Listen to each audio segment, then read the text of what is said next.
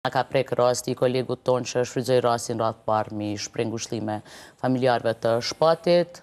Kjo pyetje që kohën e fundit po më pëlqen shumica, ç'a po thot jeta.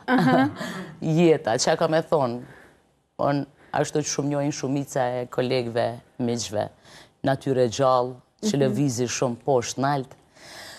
Po s'po du me kthy në dramë, s'po du me kthy në energji negative, të e pa kohën e fundit që nga ka prek rasti i kolegut tonë që shfrytëzoi rastin radhë parë mi shpreh ngushëllime familjarëve të Shpatit, kolegëve një humbje shumë e madhe. Edhe një mesazh shumë i mirë që ta shijojmë pak me senet mira, të kënaqemi me pak, se në momentin që pe hupim që ato ditë pak për na kap një farë trishtime, t'i lojmë gajlet me një anë, atin me mujtë me shiu çdo ditë si me kone fundit në kuptimin pozitiv, jo për me keq përdor. Jeta në përgjithësi është qysh ja bën pak a shumë vetës. Ndoshta unë pse tash kum rri me një stat pjekunisë dhe e shoh një kanë vështrimit pak më ndryshe, pavarësisht që rrugtoj me gjeneratën e re, me brezin e re, tu të përfshi edhe ty që të kam nuse. Po në përgjithësi është mirë. Ke pas raporte të ngushta me Shpatin?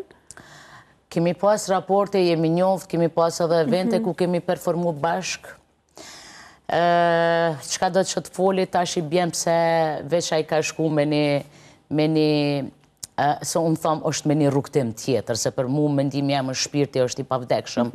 Gjithë e dim që ka qenë i buzëqeshëm, i hareshëm, tash normal se cili ka me shfrytzu për intereset e veta, unë nuk po du me e tepru.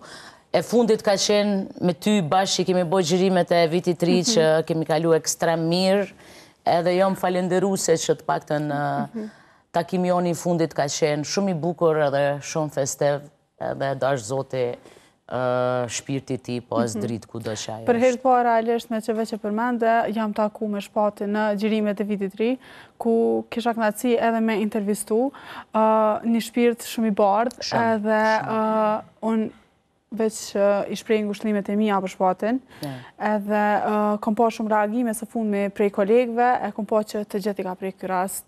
Po normal se pa marrë parasysh në fund të ditës jemi njerëz krejt.